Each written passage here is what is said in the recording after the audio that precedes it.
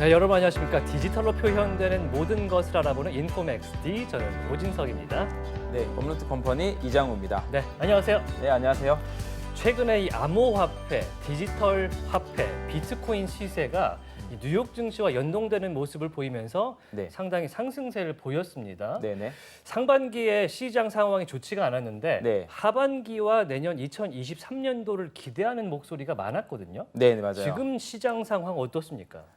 우리가 지금을 이 크립토에서는 크립토 겨울이라고 좀 지칭을 합니다. 네. 그리고 작년 되게 상승 기에 가격도 많이 하락을 한 상태고요. 네. 그래서 이 크립토인데 뭐 이게 비트코인 같은 자산들이 이 매크로 그 금융 자산들이랑 많이 맞물려서 움직이다 보니까 네. 사실은 뭐 단기간에 많이 오를 거다 이런 기대감 현재 적은 상태고요. 네. 근데 이 크립토 겨울에 많이 학습하고 공부하고 이럴 때 뭔가들이 만들어집니다. 그래서 네. 또 굉장히 중요한 시기다라는 또 인식을 갖고 있는 어떤 그런 때라고 보면 될 것 네, 같습니다. 오늘 저희 인포맥스 D에서는요, 비트코인의 이야기, 가치에 대한 이야기를 전해드리겠습니다.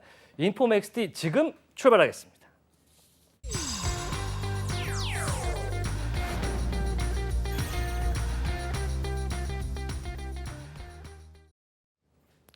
네, 차고 넘치는 정보의 홍수 속에서 균형 잡힌 전문가의 인사이트, 식견을 들어보겠습니다.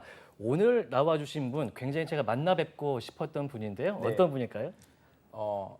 비트코인 찐이죠. 찐 찐이다. 비트코인이고요. 네, 그 지혜 족보라는 책을 또 쓰신 작가님이시기도 하고, 예. 그리고 지금 현재 학교에서 비트코인 지정학 강의를 하고 계신 교수님이시기도 하고, 예. 또 오테버스라는 회사를 이끌고 계신 대표이사님인 오태민 대표이사님 모셨습니다. 안녕하십니까? 안녕하세요. 네.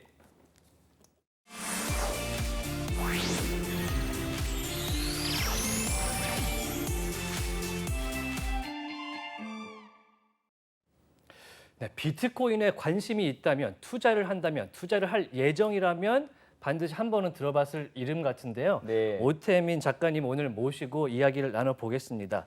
사실 뭐 비트코인 얘기할 때 우리 예전부터 뭐 사기 얘기도 많았고요. 맞아요. 뭐 도박성 투기다 이런 얘기도 있었고 네. 튤립 얘기까지 많이 나왔었는데 네. 시장이 많이 변했습니다. 뭐 포브스에서 내재적 가치가 있는 그런 자산이다. 이렇게까지 평가를 한 바가 있어서 맞아요. 상당히 화두가 됐었는데 네.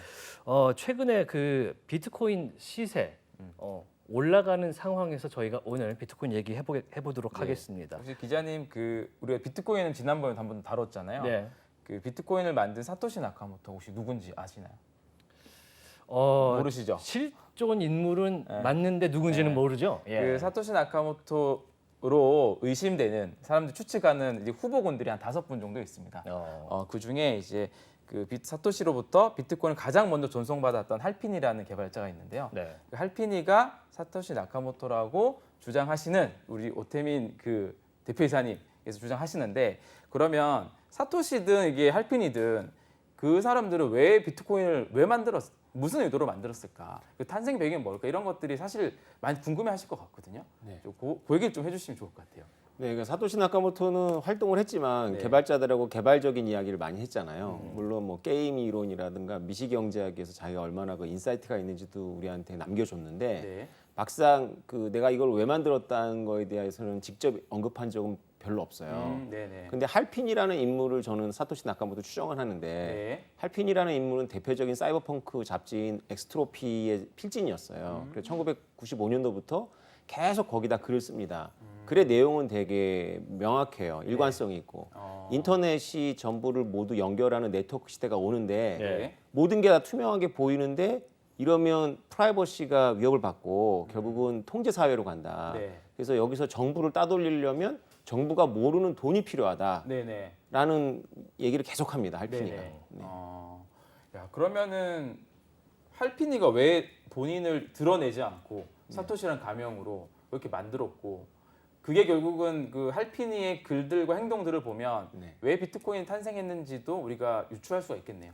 그렇죠. 그래서 할피니가 이제 뭐 말씀하셨지만 교수님도 말씀하신 닉사보라든가 이런 여러 후보들 중에 가장 그 네. 가까이 근접한 이유가 네. 할피니 지금 고인이 됐잖아요. 그렇죠. 네. 그래서 2009년도에 비트코인을 처음 만들어 놓고 네. 그 해에 이제 루게릭병에 발병을 해요. 네. 그리고 2014년도에 이제 돌아가셨는데 네.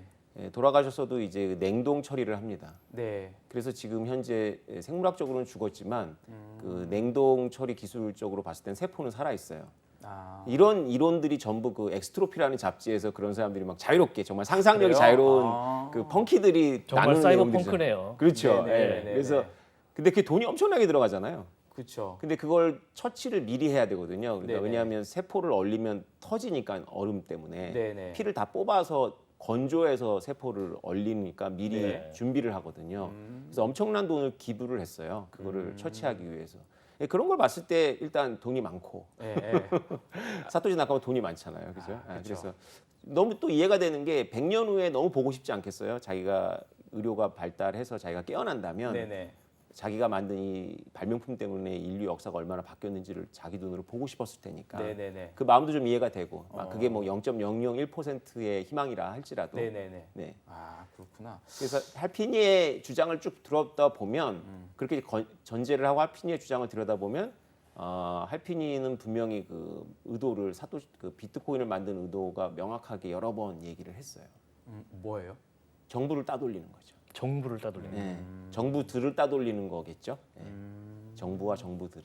아 그렇군요. 정부가 들으면 굉장히 안 좋아할 만한 의도긴 하네요. 네. 네. 그 제가 뭐죠? 작가님께서 비트코인을 정의라고 표현을 할 때 이렇게 좀 표현해 주셨는데 그 인류가 발명한 정말 위대한 발명품이다. 네. 발견한. 그 어떤 좀 의미일까요? 그런. 예, 저 같은 비트코인 맥시멀리스트들이잖아요. 네네. 그 논쟁이 한 번 붙은 적이 있어요. 비트코인이 굉장히 위대한 발명품인데 인터넷에 버금가는지 아니면 쿠덴베르크의 인쇄술에 버금가는지. 네네. 예, 그래서 전자는 조금 정상적인 사람들이고 후자는 좀 네. 약간 맛이 간 분들이거든요. 네. 근데 저는 약간 후자에 속합니다. 그래서 쿠덴베르크의 인쇄술에 속한다고 보는 거죠. 네. 아주 소수의 엘리트들만 문자로 지식을 정보를 접할 때 이 인쇄술이 나오면서 이제 이게 정보의 민주화가 됐잖아요. 네네. 그러면서 일어난 일들이 이제 종교개혁, 시민혁명, 뭐 우리가 알고 있는 그 근현대사가 일어나거든요. 예. 비트코인도 그런 여파를 가져올 거라고 보는 거죠. 아 비트코인이 가져다 주는 거는 굉장하다 그죠? 그 네. 투자를 하고 이제 연구를 하시면서 그러면은 그런 정도의 개혁을 가져다 줄 걸로 비트코인을 생각하시는데 네. 특히 어떤 부분에 좀 초점을 맞춰서 보고 계세요? 저는 여러 가지 부분을 공부했지만 예. 결국은 비트코인과 관련해 가지고 그 마지막 그 논쟁 지점은 결국은 국가와 관계 설정이거든요. 국가들과의 관계 설정일 수밖에 없기 때문에 결국은 지정학이라고 보고 있습니다. 지정학이다. 네. 그러니까 나라와 나라 사이의 관계에서 비트코인의 가치가 네. 거기서 있거나 없거나 이렇게 네. 되는 거군요. 네네. 각각 우리가 국제 지정학에서는 역사의 휴일이라고 부르는 기간이 있었어요. 한 10년에서 20년 잡는데요.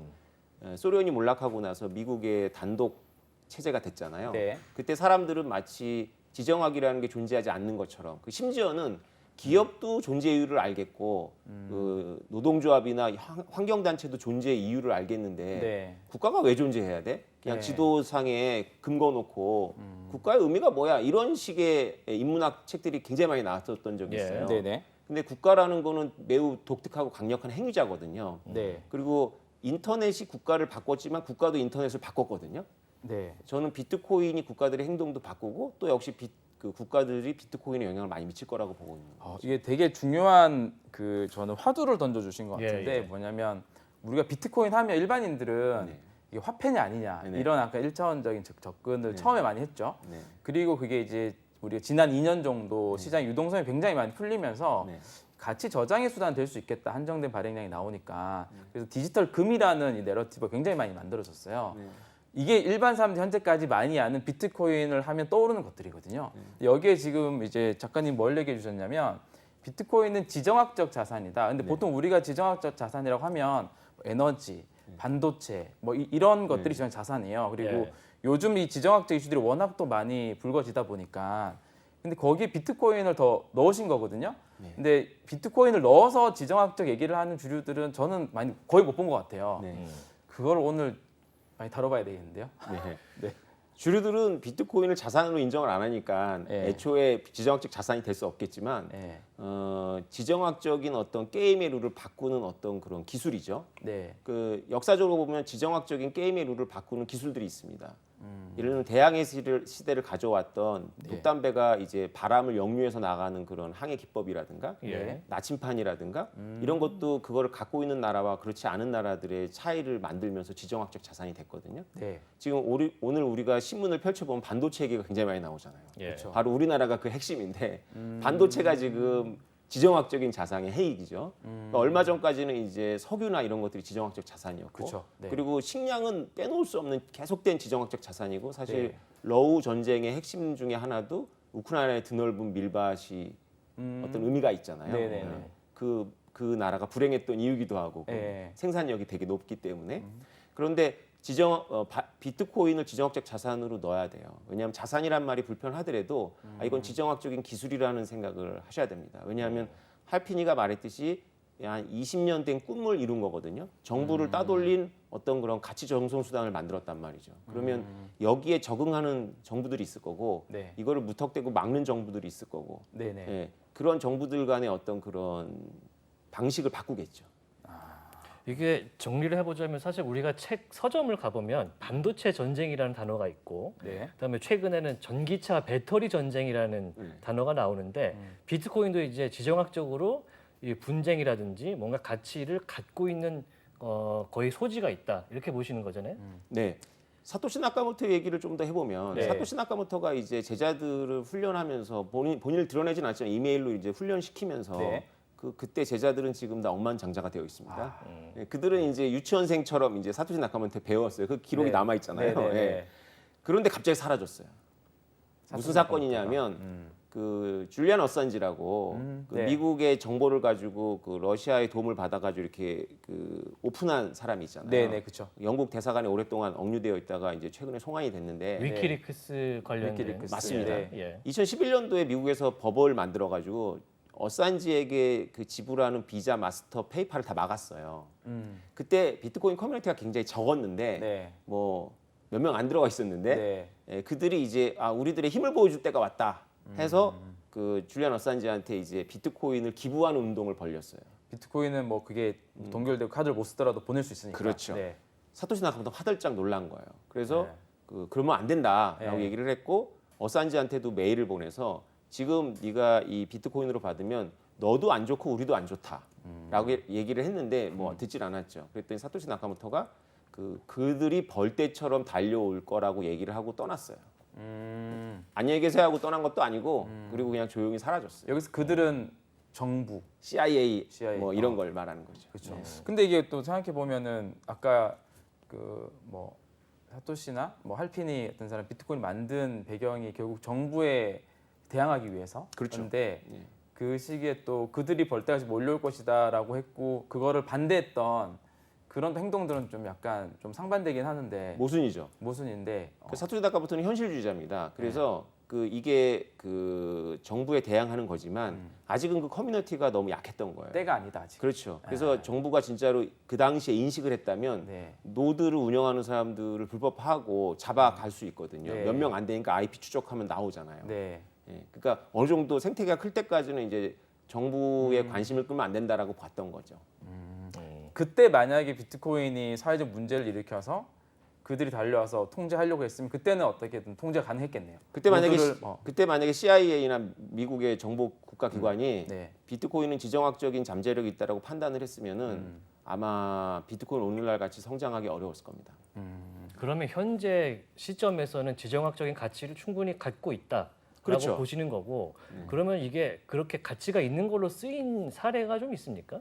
네, 그 말씀하셨듯이 비트코인이 내재 가치를 증명했다는 뉴스가 올해 초에 포브스에서 나왔잖아요. 예. 네. 그게 4가지 사례를 들었어요.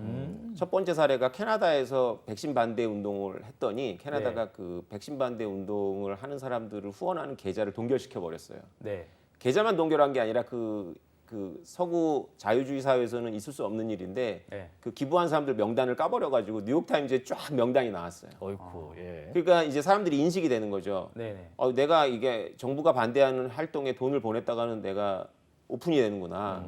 근데 비트코인이 익명성이 있으니까 이제 비트코인 같은 게 이제 부각을 할 수 있다라고 포브스가 본 거고요. 예. 네. 두 번째는 이제 우크라이나 러시아 우크라이나 전쟁 예, 때. 나왔을 때 우리는 싸우더라도 우리 가족은 폴란드를 보내고 싶은 게 모든 가장들의 바람이잖아요. 그쵸. 근데 국경 넘어서 외국 나서 거지 생활할 수는 없으니까 뭔가 재산을 보내야 되는데 네. 무거운 거밖에 없죠. 그렇죠. 금융 자산은 무조건 전쟁하는 나라는 다 동결입니다. 동결되는 현금 네, 인출도 네. 막혔고. 그렇죠. 금이나 달러는 모든 전쟁하는 나라는 무기로 사야 되기 때문에 다 예. 동결을 합니다. 예외 없이. 그러니까 무거운 거를 갖고 가느니 태워가지고 인스타그램에 올리고 그랬잖아요. 러시아가 못 쓰게 하려고.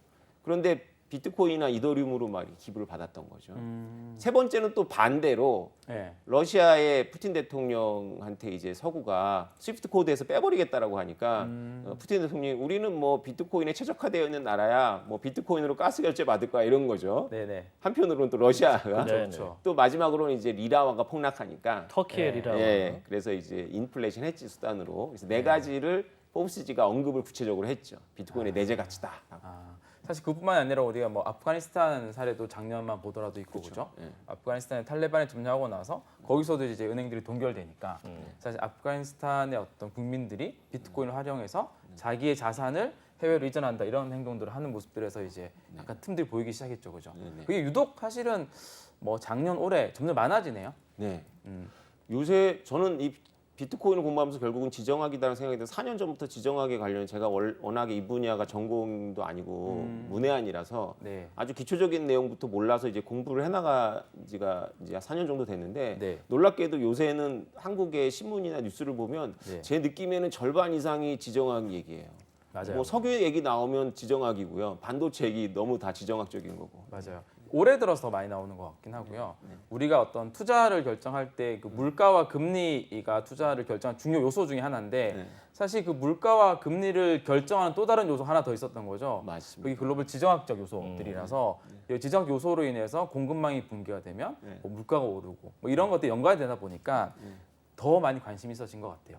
네. 지금 사우디가 유가를 올리려고 그러는데 다른 이유가 없잖아요. 네. 그냥 미국이 뭔가 마음에 안 드니까 네. 러시아에게 도움을 준다 뭐 이런 식으로 언론들이 해석을 하거든요. 네. 그러니까 이제 석유 가격이 중요한 가격인데 지정학적으로 결정이 되는 거죠. 그래서 지정학은 국가라는 행위자는 네. 그냥 그런 그 지도에 근거 놓고 이렇게 아무것도 안 하는 행위자들이 아니었다는 걸 이제 사람들이 깨닫고 있는 거죠. 뭔가 결정적인 행위들을 하는 거예요. 그렇죠. 이게 뭐 그 2000 아까 뭐 어산지가 있었던 그때 지정학 자산인 걸 미처 파악하지 못했기 때문에 비트코인을 제압하지 못했지만 네. 지금은 비트코인을 이해하는 사람들이 더 늘어났고 네. 이게 지정학적으로 굉장히 어떤 국가에는 위험한 거고 어떤 국가에는 이로울 수도 있는데 그렇죠. 그걸 이해하게 됐는데 그러면 국가 입장에서는 이 자산을 어떻게든 통제하고 싶을 텐데 그게 미국이든 중국이든 어느 나라든 네.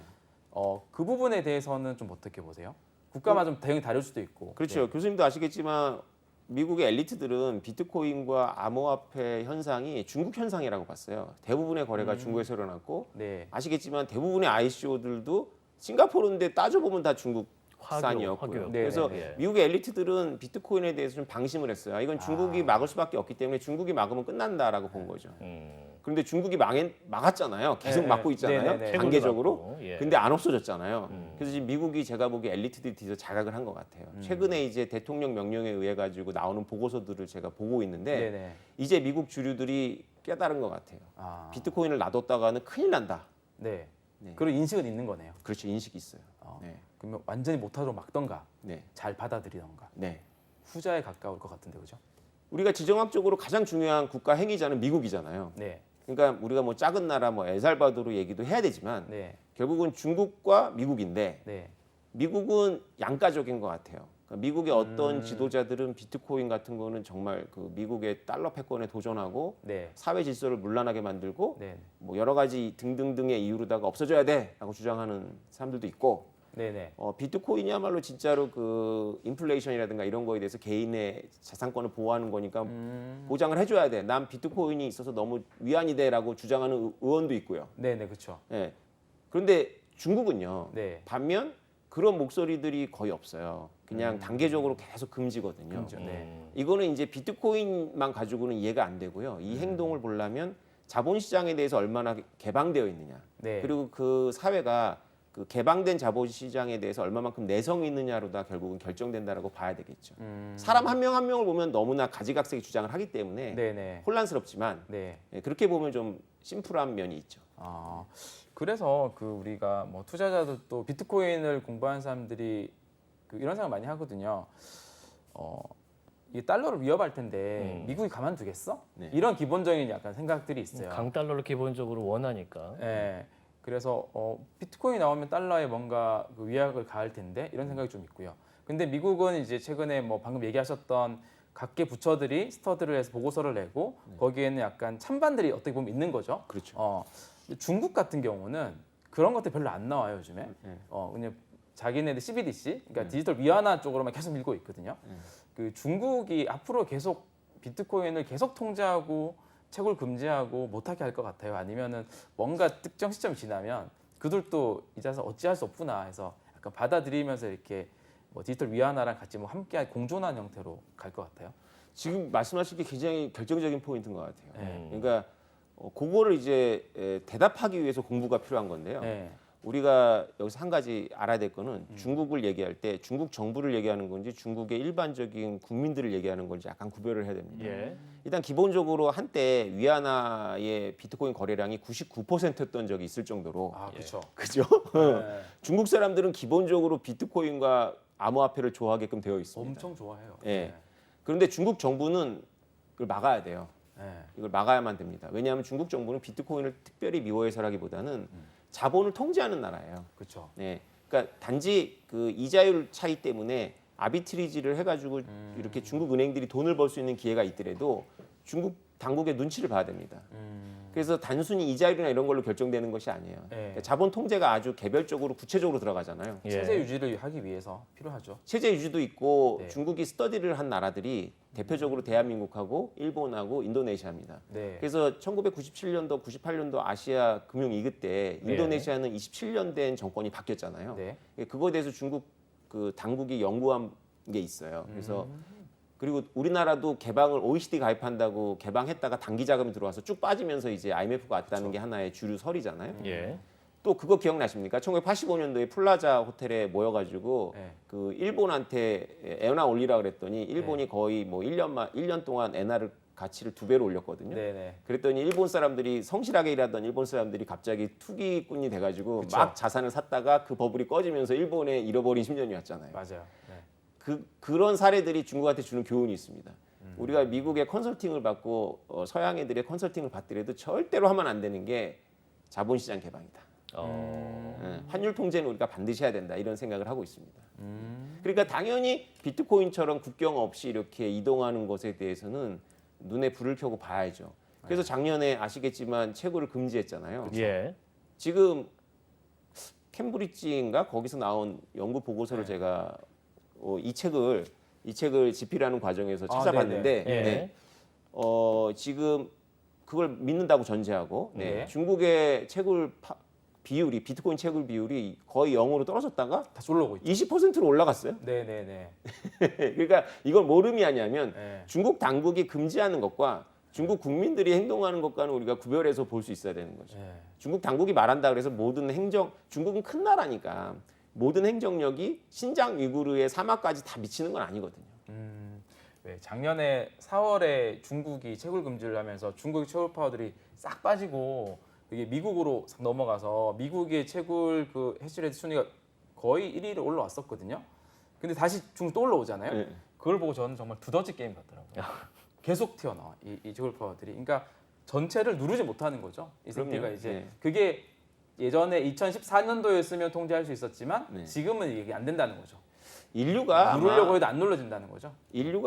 지금 역사적인 사례를 제가 다 공부한 건 아니지만 10억 명의 인구를 일사불란하게 통제하는 기법은 못 만들었을 거예요. 만들기 어렵죠. 그게 또 오히려 이전보다 더 힘들어질 것 같은 게 뭐 우리가 지난 70년 정도에는 그래도 어떤 세계 경찰, 세계를 주도하는 국가가 있고 컨트롤할 수 있는데 점점 더 이제 분쟁이 더 많아지고 하다 보니까 이해관계 다 달라지다 보니까 이게 뭐 전 국가 하나로 마음을 뭉쳐서 비트코인 통제하자 이런 것들은 사실상 이제 어려운 환경이 되긴 하겠다 그죠. 그렇죠. 중국 하나만도 그렇게 어려운데 국가들끼리 다 연합을 해서 같은 목소리를 내고 비트코인 하나를 위해 가지고 일사불란하게 행동을 취하는 거는 굉장히 기대하기 어렵습니다.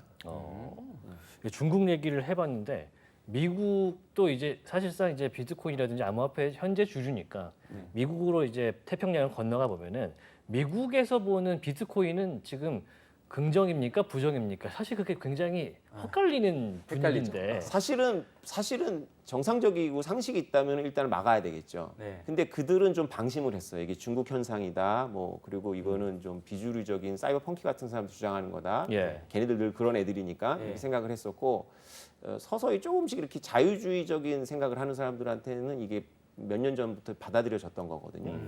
그러다가 이제 이 러시아가 우크라이나를 이제 침공하면서 네. 그 미국의 아주 그 핵심 중에 핵심인 정치가들이 깨어났죠. 아. 근데 비트코인한테는 좀 안 좋죠. 왜냐하면 엘리자베스 워런 같은 분들이 깨어나서 네. 그 푸틴 대통령 때문에 비트코인 가격이 잠시 올랐다가 꺾어진 게 네. 저는 그렇게 보는데 미국이 일단 긴장을 한 거예요.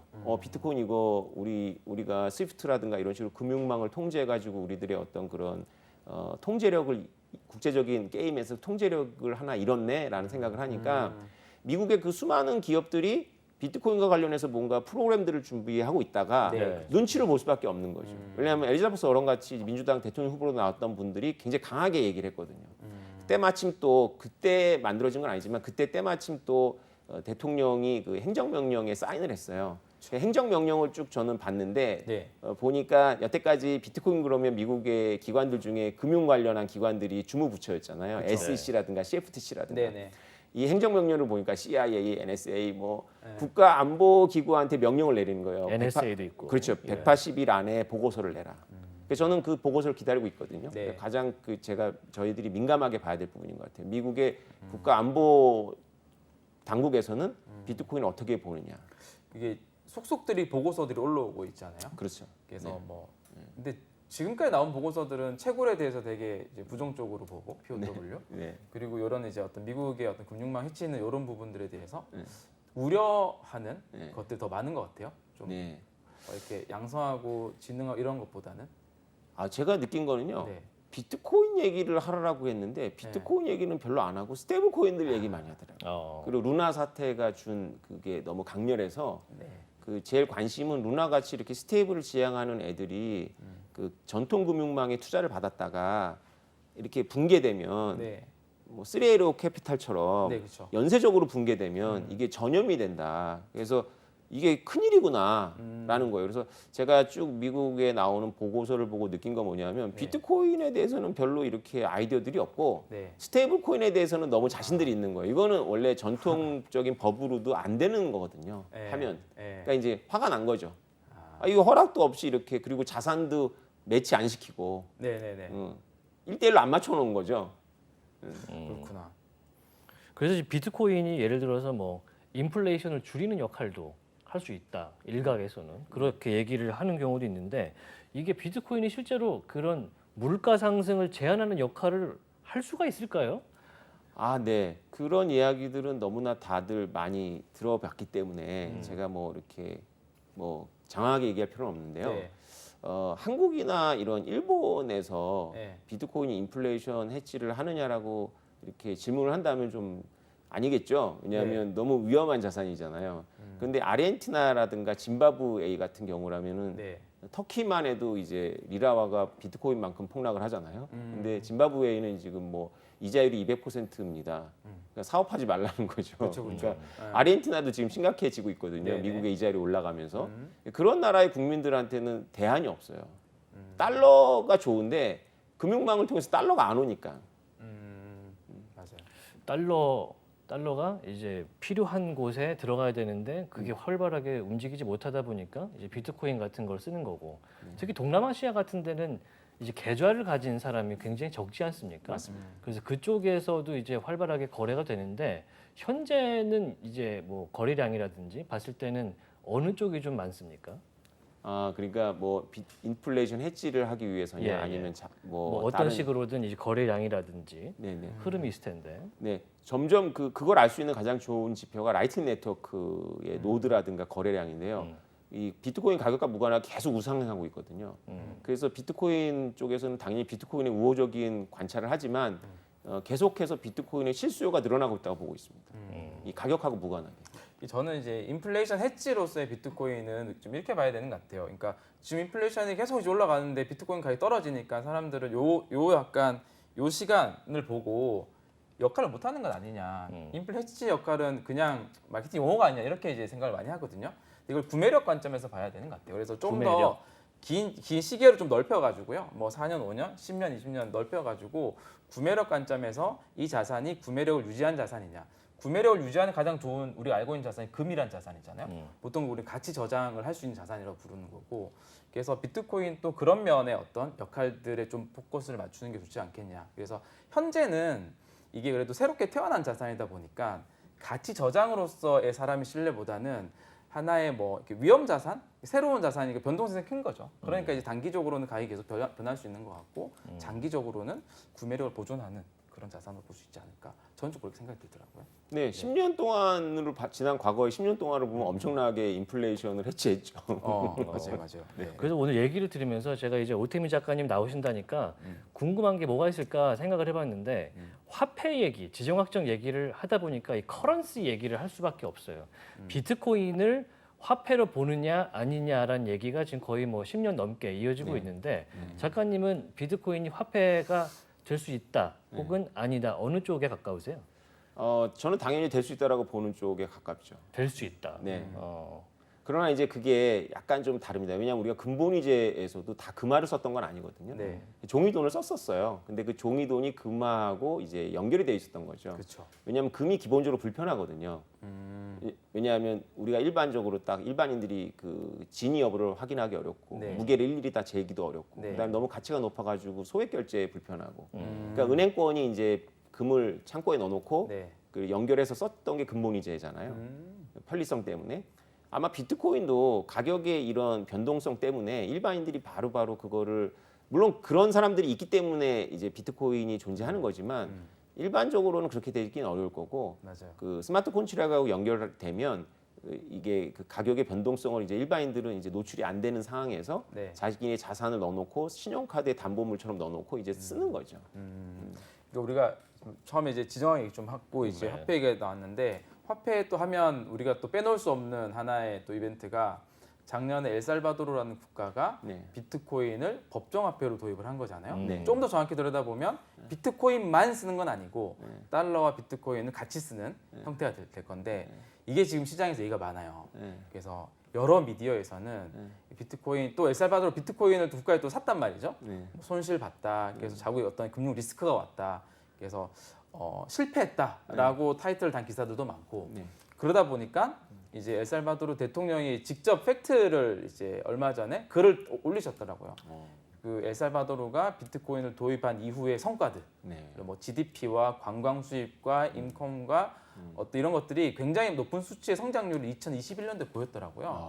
네, 그런 수치들이 있던데 작가님 보시기에는 그 엘살바도르가 법정화폐를 비트코인 도입하고 나서 이게 성공했다라고 하면 뭘 기준으로 성공으로 봐야 될지 그리고 엘살바도르 이후에 제2의 제3의 이런 엘살바도르가 충분히 나올 수 있을지 없을지 좀 어떻게 좀 보세요? 네, 엘살바도르라는 나라의 어떤 국가적인 그 위상이 우리가 이렇게 세계적인 현상인 비트코인을 고민할 만큼 그렇게 큰 나라는 아니에요. 그런데 비트코인만 보면 그렇지만 비트코인에서 파생되어 있는 여러 가지 암호화폐 기술들이 있잖아요. 특히 네. 디파이가 있잖아요. 네네. 그래서 디파이 같은 거를 고민해 보면 이제 어떤 결론에 도달하냐면 아주 작은 지역에서 합법화가 되어야 돼요.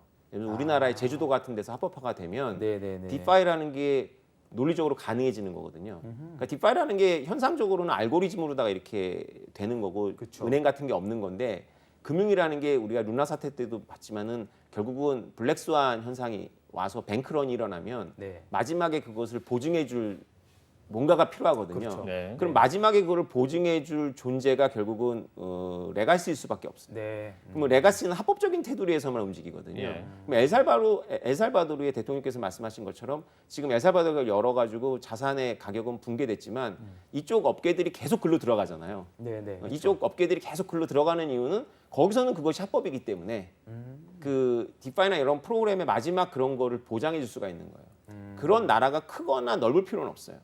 그런 합법적인 어떤 마지막 출구는 필요하거든요. 있다는 자체가 굉장히 중요한 거네요. 네. 네. 그리고 법정화폐가 되면 이제 뭐가 되냐면 엘살바도르에서 네. 회계 기록을 할 때 비트코인을 기준으로 회계 장부를 쓸 수가 있어요. 그렇죠. 그러니까 네. 제가 회계 학회도 이제 가서 강연을 할 건데 네. 우리나라나 미국은 비트코인을 어떻게 계정 과목으로 넣을지가 너무 골치가 아픈 거예요. 맞아요. 근데 가장 심플한 거는 비트코인을 화폐처럼 쓰면 되거든요. 그러니까 비트코인으로 다 회계를 장부를 만들면 돼요. 그러면 손실도 없고 네. 이익도 없는 거죠. 그렇죠. 그렇죠. 네. 네. 그게 가능해진 거죠. 엘살바도르에서는 그렇게 가능해지는 겁니다. 그래서 그 안에서는 그렇죠. 가능하다. 네. 만약에 국내 같은 경우에 비트코인을 회사가 보유하고 있다. 그러면 비트코인 가격은 계속 바뀌잖아요. 예. 그 평가액에 대해서 계속 이제 그 분기마다 얻어맞는 거죠. 수익이 나면 난 대로 손에 손 묻는 대로. 그렇죠. 근데 팔지 않더라도.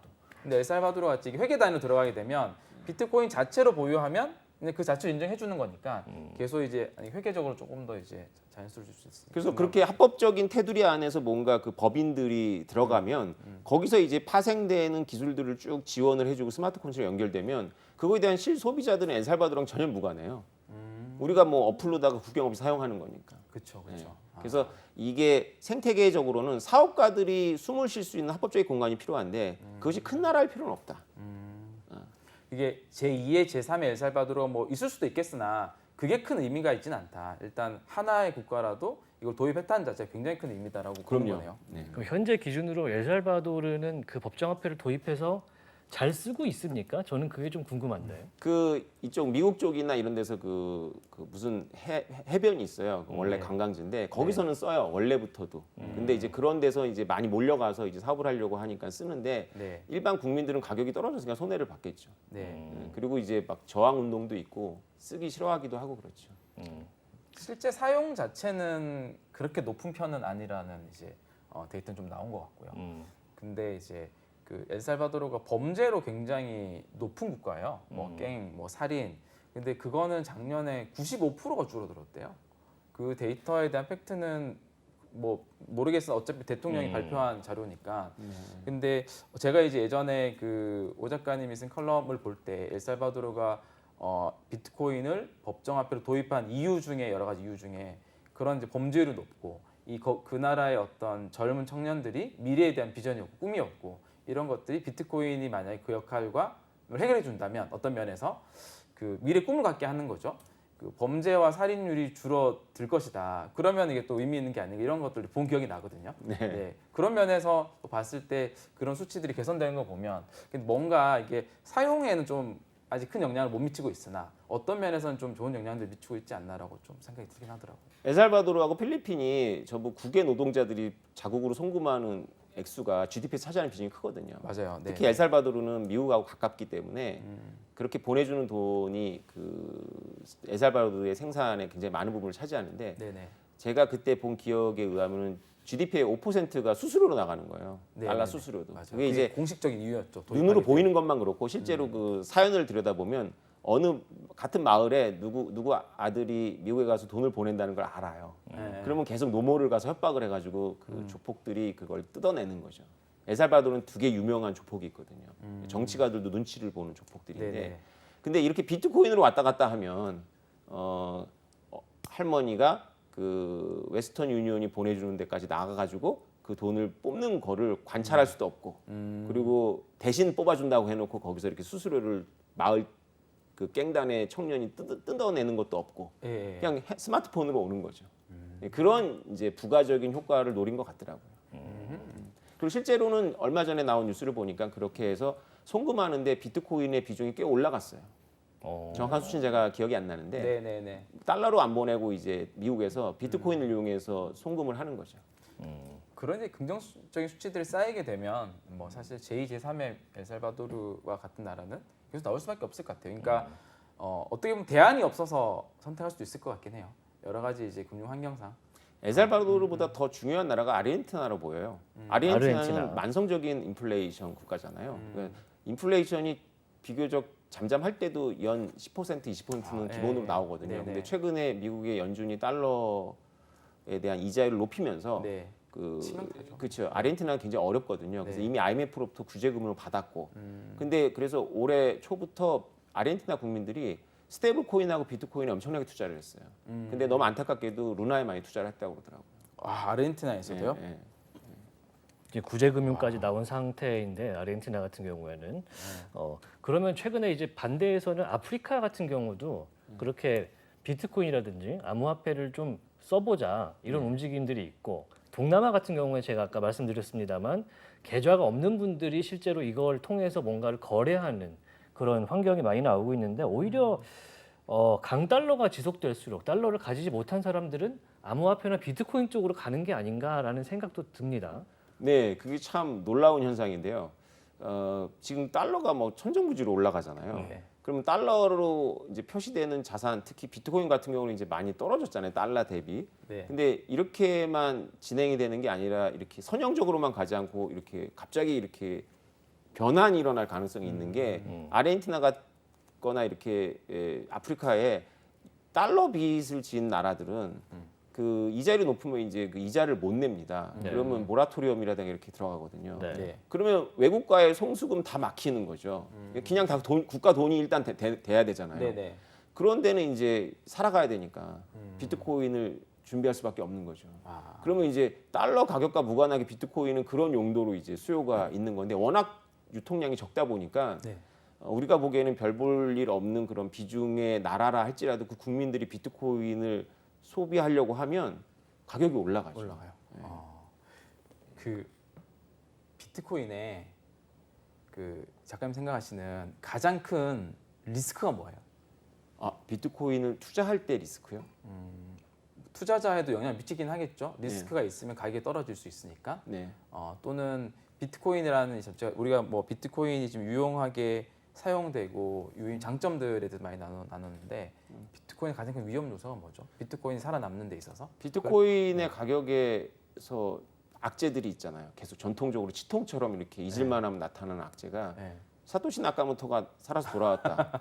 이거 악재입니다. 왜냐면 100만 개의 비트코인 시장으로 쏟아진다는 거거든요. 사토시의 지갑으로 추정되는 지갑 주소에 100만 개의 비트코인이 있으니 네. 지금 움직이지 않고 있는데 네. 돌아온다면 네. 예. 그래서 뭐 리스크죠. 네. 내가 사토시 나카모토라고 주장하는 분이 계시잖아요. 그래서 네. 그분과 관련해 가지고 계속 뉴스가 나올 때마다 안 좋았는데 최근에는 이제 그 위험은 없어진 것 같아요. 이제 그건 아니다 이렇게 된 것 같죠. 네네. 근데 현실적인 위험은 이제 마운트 곡스. 일본의 마운트 곡스가 이제 2014년도에 이제 파산 신청을 했는데 네. 파산할 때보다 지금 그 전부 부자가 됐어요. 네. 일단 이해관계자들이. 근데 그동안 돌아가신 분도 있고 그럴 텐데 왜 저렇게 안 돌려주는지 모르겠어요. 뭐 때문에 이렇게 오랫동안 일본이 갖고 있는지를 모르겠는데 그거를 돌려준다라는 뉴스가 나올 때마다 비트코인 가격 안 좋습니다. 그러니까 네. 거래소가 해킹을 당한 전적이 있는데 그걸 이용자들한테 돌려줘야 되는데 그 물량이 지금 안 나오고 있다 말씀이시죠? 80만 개의 비트코인 중에 60만 개를 해킹당하고 20만 개를 갖고 있거든요. 네네. 근데 그때는 비트코인이 40만 원일 때였어요. 네네. 근데 20만 개가 지금 지금 얼마입니까? 3천만 원이 됐으니까 그 망한 시점보다 훨씬 더 높은 가치가 되어 있는 거죠. 네, 그 관계자들이 많이 부자가 됐을 것 같다는 생각이 드는데. 네. 예, 예, 그래서 맞아요. 나눠주면 이분들이 거의 8년 가까이 굶었기 때문에 이제 매도를 할 거다. 그래서 가격이 안 좋을 거다. 뭐 이런 위험이 있죠. 네네. 그쵸. 가격 면에서는 그런 것도 있지 않을까요? 그 초창기에 결국은 이 비트코인을 빨리 인지를 하고 이 시장에 빨리 뛰어들어서 비트코인 정말 많이 확보를 한 사람들이 있을 거 아니에요? 고래들이요? 비트코인은 뭐 10,000원, 뭐 5만 원. 우리가 생각하는 너무 낮은 가격에 몇만 개씩 뭐 이렇게 확보한 사람들, 뭐 십수만 개씩 있을 수도 있을 것 같아요. 네. 그런 물량이 사실은 비트코인 가격이 우리가 뭐 지금은 2,500이지만 뭐 5,000, 1억, 5억, 10억까지 누구에게 간다면 그런 어떤 개인들이 그만큼의 물량을 소유한다는 자체가 기본적으로 굉장히 조금 시스템의 리스크라고 볼 수 있지 않을까요? 비트코인은 다른 암호화폐하고 전혀 다른 속성이 하나 있죠. 그게 네. 뭐냐면 비트코인이 가치를 가질 거라고 예상하지 못한 사람들이 비트코인 초창기에 너무나 많았기 때문에 네. 비트코인을 노트북으로 채굴 하고 노트북 버려버리거나 네. 그 다음에 본인이 비트코인 열심히 모아놓고 본인이 죽으면서 유서에다가 안 써놨거나 비밀키를 네, 뭐 이런 게 잔뜩 있는 거예요. 잃어버렸거나. 그렇죠. 네. 그런 거 못 찾거든요. 네. 그리고 말씀하신 것처럼 뭐 그냥 많이 갖고 어떤 경우는 많이 갖게 된 그쵸. 사람들 갑자기 네, 네. 부자가 됐잖아요. 네. 그래서 이게 2,100만 개 중에 많이 잡으면 한 600만 개, 적게 잡으면 300만 개가 완전히 이거 못 찾는 유통량이 너무 안 된 로스트인 건지. 로스트. 중요한 건 500만 개에서 700만 개 지갑이 초창기에 채굴되고 안 움직여요. 네. 50개씩 딱딱 들어가 있거든요. 그런 것들이 이제 얼마만큼이 진짜로 살아 있을 것이고 죽었는지를 모르는 거죠. 그렇죠. 그건 정말 비트코인의 그 주제 사실을 자랑하는 비트코인 입장에서는 네. 우리가 비트코이너들이 달러에 대비 비트코인이 좋다고 얘기하는 건 뭐냐면 파월 의장한테 100년 후에 달러 발행량을 물어보면 모르잖아요. 그렇죠. 그렇겠죠. 그걸 안다고 하면 그 이상한 사람이거든요. 근데 우리는 알잖아요. 비트코인의 100년 후의 발행량을. 그렇죠. 2,100만 개일 거다라고 네, 알 수 네, 있잖아요. 네. 근데 그렇게 자랑하지만 사실은 거기에는 이렇게 200에서 500만 개까지 추정되는 로스트 코인들이 있기 때문에 네. 실제 발행량은 비트코인도 모르는 거죠. 그렇죠. 이게 실제로 뭐 완전 로스트라서 정말 누구도 이제 이걸 다시 꺼낼 수 없는 코인일지 아니면 누군가 이렇게 꽁꽁 이제 갖고 있다가 가격이 얼마 되면 팔려고 이렇게 준비하고 있는 건지는 아무도 알 수 없으니 네. 사실은 그게 우리가 진짜 비트코인이라는 자산이 우리가 진짜 제도권으로 들어와서 또 국가의 중요 자산으로 자리 잡을 때 이런 것들이 되게 큰 하나의 좀 외부 변수? 그럴 것 같아요. 이게 그렇죠. 네. 그래서 2011년도 지갑이 움직이기만 하면 파토시 코인이라고 하거든요. 네. 그러니까 이것도 사실은 지정과 관련 있는데 스페인이 그 은광을 발견했잖아요. 네. 그 은광 이름이 파토시예요.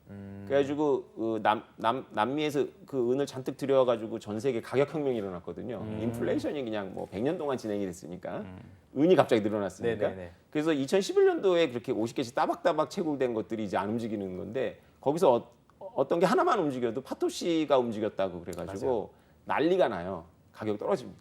그 온체인 지표를 보면 재밌는 지표가 있어요. 비트코인은 UTXO라는 개념이 있어서 어떤 지갑 주소에 이게 몇 년 된 비트코인인지를 우리가 유출할 수 있죠. 아, 그래요? 그러면 이 지갑 이게 뭐 비트코인이 뭐 1년 된 건지 3년 된 건지 3개월짜리인지 10년 된 건지 근데 그 중에서 7에서 8년 정도 된 비트코인 지갑 주소에서 비트코인 움직이면 늘 한 달 내에 엄청난 폭락이 있었어요. 그러니까 10년도 아니고 9년도 아니고 딱 7에서 8년. 그건 어떤 걸 의미하나요? 그 모르겠어요. 그 2015년 정도에 있던 지갑이 움직이면 폭락이 온다. 네. 굉장히 흥미로운 내용인 것 같은데. 그들은 보통 1,000배 이상 올랐기 때문에요. 그 아무 가격이나 팔아도 엄청난 수익 실현이거든요. 그들이 움직일 때는 이제 거래소로 이동시키기 위해서 움직인 거기 때문에 매도 물량이다라고 추정이 되고 그래서 그게 이제 가격이 떨어져서 네. 교수님 말씀하신 대로 뉴스가 나오면 예외 없이 2, 3주 안에 가격 폭락합니다. 그게 또 왜 2, 3주냐면 이제 그 큰 물량을 한 번에 거래소로는 잘 안 움직이고 우리 다시 그걸 여러 지갑 주소로 이렇게 나눠서 이렇게 움직이다 보니까 몇 가지 패턴들이 있어요. 그리고 7, 8년 움직이고 다시 쪼개진 비트로 해서 다시 수많은 움직임도 1, 2주 또 있고 그 다음에 이제 비트 거래소로 들어가서 가격에 영향을 미치는 뭐 그런 거 재미있는 지표들이 온체인 지표 보면 있는데 근데 그 문제 해결할 네. 겁니다. 네. 어떻게 해결하냐면 네. 그 미국의 주류 공룡 금융 기업들이 네. 가장 관심 있는 게 거래소 비즈니스거든요. 네네. 근데 이미 거래소 비즈니스는 코인베이스 뭐 이런 데가 잔뜩 차지하고 있잖아요. 그쵸. 근데 지금 명함을 내밀기에는 뭐 좀 그렇잖아요. 네, 근데 없는 게 있습니다. 그게 뭐냐면 OTC 거래소 혹은 클리어링 하우스라 그래가지고 그 시장에다가 던지면 이제 그 자체가 가격을 떨어뜨리잖아요. 네. 근데 시장에서 사면 그 자체가 가격을 올려서 불리하잖아요. 예. 그래서 많이 갖고 있는 교수님하고 많이 갖고 싶은 저하고 뒤에서 만나서 시장에서 안 던지는 시장이 OTC라고 하든가 클리어링 하우스라고 장외 거래. 그렇죠. 예. 그쵸. 그런 시장을 만들려고 해요. 어. 골드만삭스, JP모건, 그다음에 손정이 네, 그런 움직임들이 있습니다. 그 시장 엄청난 큰 시장이죠. 그 시장이 있으면 이제 그들은 자기네들의 그 기업에 그건 이제 위험이 전혀 없는 거죠. 한 일주일 동안만 노출되는 겁니다. 그래서 매도자한테 가격을 정해가지고 잡아놓고 매수자 찾거나 한 명을 찾을 필요 없잖아요. 잘라서 찾으면 되는 거는 네네. 매수자 잡아놓고 매도자 찾거나 하는 거거든요. 장외에서. 네. 그러니까 위험이 없는데 뭐 한 5% 10% 수익률이 있는 거니까 네. 거대 자본한테 5% 10% 보장된 수익이라는 건 엄청난 거거든요. 그래서 이거를 놓칠 리가 없기 때문에 그런 시장이 만들어지면 이제 고래들이 움직인다고 해서 가격이 폭락하는 일은 없죠. 고래들이 거기다가 안 던지죠. 본인도 손해가 나니까. 그러면 얘기를 들어보면은 이제 저는 비트코인에 대해서 잘 모릅니다. 네. 암호화폐 얘기는 좀 알지만 비트코인 정확히 모르는데 이 발행량도 정해져 있고 그리고 달러를 대체하는 대체 자산으로도 활용성이 높다라는 얘기를 들으면 당연히 시장 가치는 많이 올라야 정상인데 지금 많이 내려왔잖아요. 네. 그거는 왜 그런 건가요? 너무 핵심을 찌른 중. 원래 그렇습니다. 일단은 원래 이렇게 올랐다가 떨어지는데 예. 아마도 이거는 뭐 그냥 단순히 의견이지만 올라갈 때 실제로 이거를 가치를 이해하고 내가 이거를 이제 진짜로 이 철학에 동의해서 하는 사람만 들어온 게 아니라 단지 이제 내일 아침이 되면 또 올라가 있을 테니까 오를 땐 그렇게 오르잖아요. 그래서 들어왔던 분들이 이제 뉴스에 떨어져 나가거나 이렇게 가격 자체를 보고 확신이 없으니까 이제 버리는 거죠. 그래서 그런 학습을 그러니까 비트코인도 변해왔지만 비트코인이 계속 그 시장을 학습시키고 있거든요. 왜냐하면 그런 진폭이 좀 줄어들어요. 이렇게 스케일을 보면. 맞아요. 네네. 그게 뭐냐면 학습이 된 거죠. 아 이렇게 떨어졌지만 또 올라갈 거야. 이런 생각을 합니다. 근데 2018년도 기억하실지 모르겠지만 그게 폭락하고 났을 때 네. 다시는 올라가지 못할 거라고 논문도 나오고 막 그랬었습니다. 맞아요. 네네. 지금은 그렇게는 잘 안 하죠. 네. 사실 이장호 교수님이 오늘 저희 내용을 어떤 걸 할까 하다가 이제 가치 얘기도 하고 지정학적 얘기를 하다가 결국에는 시장 얘기도 좀 하고 싶다고 하셔서 얘기하다 보니까 여기까지 왔는데 그럼 이제 많은 분들이 듣고 싶어하는 내용 쪽으로 조금씩 가보겠습니다. 그 비트코인 시장 쪽에서는 이거를 도입을 하면 그리고 규제를 좀 더 하면 오히려 탄력을 받을 것이다 라는 의견들이 상당히 있습니다. 규제에 대해서는 어떻게 생각하세요? 네, 그것이 중국의 규제하고 미국의 규제는 다르죠. 그러니까 중국의 규제는 뭐 법을 만들고 이러는 것보다는 그냥 당국이 중요한 플레이어들한테 네. 압력을 가해가지고 이제 못하게 하는 거잖아요. 네. 그런데 미국은 어쩔 수 없이 법으로다가 그거를 명시를 해야 됩니다. 네. 그럼 법으로 다 명시를 하면은 어떤 효과가 있냐면 규제하려는 사람은 이걸 억제하려고 명시화된 법을 만들더라도 네. 이게 없어지지 않을 현상이라면 그 구글이나 이런 애플이나 이런 큰 플레이어들한테 네. 그 환경이 투명해지는 거죠. 지금까지는 이걸 했다가 혹시 뭐 규제를 받을까봐 혹은 옛날에는 이제 완전히 이 시장이 크래시할까봐 이런 생각이 있었는데 그렇죠. 지금 미국의 금융기업들이 다 하고 싶어해요. 그 보고서들도 나옵니다. 네네. 문의가 많이 온다고. 근데 너무나 법적 환경이 불투명한 거예요. 그래서 규제주의자들이 규제를 만들면 만들수록 미국이라는 문화 토대에서는 만들면 만들수록 비트코인한테는 오히려 좋죠. 물론 뭐 굉장히 이제 안 좋은 법을 만들면 굉장히 곤란하지만 예를 들면 이제 옛날에 몇 년 전에 국세청에서 비트코인을 잘 이해 못하는 분들이 만든 이제 네. 세법 규칙은 비트코인을 뭘 하든지 간에 매번 엑셀 시트로다가 만들어가지고 매번 세금을 계산하라는 거예요. 네네. 너무 골치가 아프잖아요. 그런 걸 기업한테 요구하면 굉장히 힘들겠죠. 매번. 그러나 이제 어느 규정을 정해가지고 이제 이런 경우에는 한다 뭐 이렇게 규정들이 쭉 나오면 이제 우리가 기대하는 대로 골드만삭스뿐만 아니라 애플, 구글이 이제 본격적으로 움직이는 거죠. 자, 아까 그 지정학 쪽에서 그 미처 드리지 못한 질문이 하나 있는데 그 예전에 그런 얘기를 한번 하신 적이 있는데요. 비트코인은 미국에게 있어서 미국이 지정학적인 어떤 경쟁들을 할 때 쓸 수 있는 굉장히 큰 수단이고 무기가 될 수 있다라는 얘기를 들은 것 같거든요. 네. 그거는 어떤 면에서는 비트코인이 미국의 지정학적 면에서 도움이 될 것이다라는 건데요. 그게 어떤 좀 의미 의도로 그걸 좀 얘기해 주셨는지 되게 중요한 부분 같아가지고. 네, 중요합니다. 그래서 그거는 작은 부분이 있고 큰 부분이 있습니다. 작은 네. 부분부터 말씀을 드릴게요. 네. 미중 간의 어떤 경쟁이 이제 본격화됐잖아요, 지정학적으로. 네. 근데 미국은 중국만이 아니라 이제 그런 식으로 이렇게 통제를 해야 되는 어떤 그런 불량 국가들이 있잖아요. 네, 그렇죠. 근데 불량 국가들을 통제할 때 불량 국가의 정부와 거기서 살아가고 있는 국민들은 분리를 하거든요. 네. 근데 비트코인은 어떤 면에서 미국한테 유리하냐면 그 예를 들면 중국이 네. 이렇게 점점 좀 약간 통제적으로 갈 때 네. 중국의 반체제 인사라든가 어떤 인권 운동가들한테 후원금을 보내기에 너무 좋죠. 중국 입장에서는 너무 짜증이 나겠지만 금융망을 막아도 소용이 없는 거예요. 비트코인으로 가니까. 네네. 지금 모바일 시대잖아요. 네. 비트코인은 모바일을 통해서 가니까 엔드 투 엔드로 가잖아요. 중간에 끼지 않고 이런 것들도 작지만 네. 이게 뭐 전체 비중에서 크진 않지만 작지만 이것도 의미가 있고요. 균열을 낼 수 있는 하나의 그런 걸로 볼 수도 예, 있다는 거죠. 네. 이보다 더 큰 이야기는 이제 네. 중요한 이야기인데 2013년도에 아시겠지만 실크로드가 미국에서 시끄러웠잖아요. 네, 네, 그 그렇죠. 실크로드라는 건 그 지하 세계 아마존이라 그래서 비트코인으로 결제 수단을 가지고 마약 총기를 매매하던 사이트였어요. 그래서 그 울브라이트라는 청년이 운영했는데 잡히면서 이제 그것이 미국 정가에서 이제 비트코인 그거 당장 막아 막 이러면서 이제 화두가 돼서 상원, 그럴 만 하원 하겠네요. 그렇죠. 하원에서 막 그 청문회 막 열리고 그랬어요. 그래서 상원인가 하원의 청문회에 그 미국의 법무부 차관보가 증언대에 섰어요. 네. 그래서 뭐라고 얘기를 했냐면 네. 비트코인 때문에 우리가 너무 골치 아프게 됐다 뭐 이렇게 얘기를 할 줄 알았는데 첫 번째 서문이 비트코인은 세계 무역을 더 효율화할 수 있는 잠재력을 갖고 있다라고 그랬어요. 아. 그러니까 사람들이 그 다음에 무슨 말하는지는 안 듣고 그걸 헤드라인 뽑아가지고 비트코인 폭등했거든요. 네.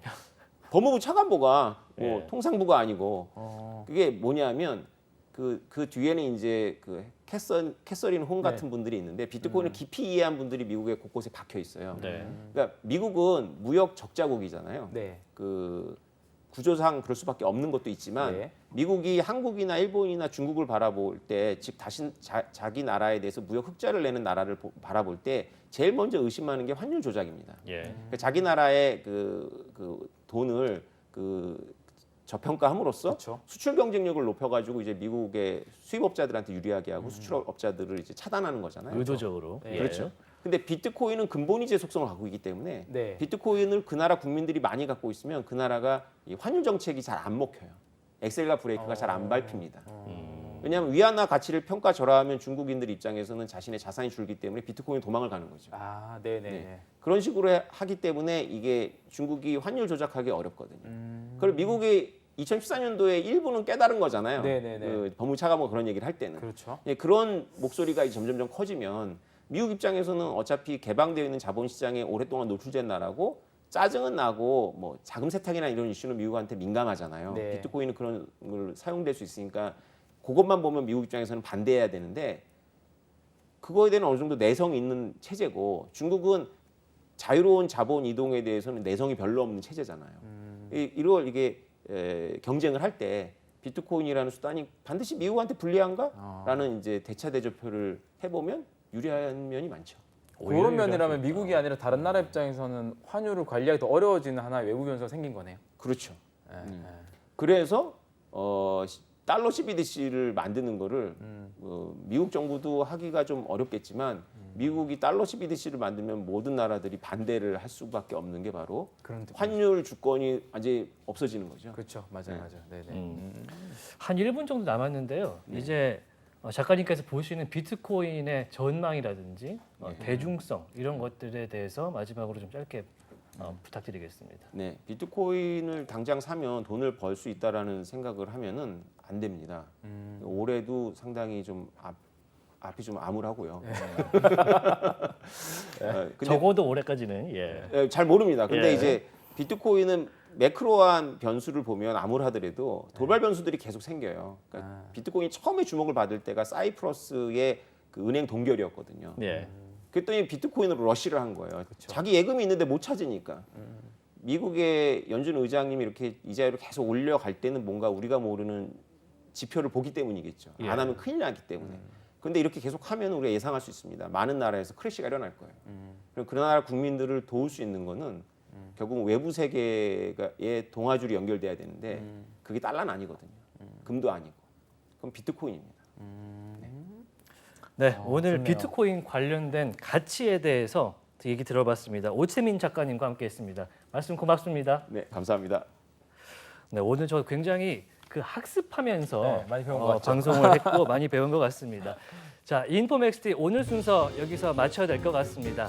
오늘 내용은요 유튜브 채널 연합뉴스 경제TV에서도 다시 한번 확인이 가능하니까요 많은 댓글 부탁드리겠습니다. 저희는 다음 이 시간에 돌아오겠습니다. 오늘도 함께해 주셔서 고맙습니다. 안녕.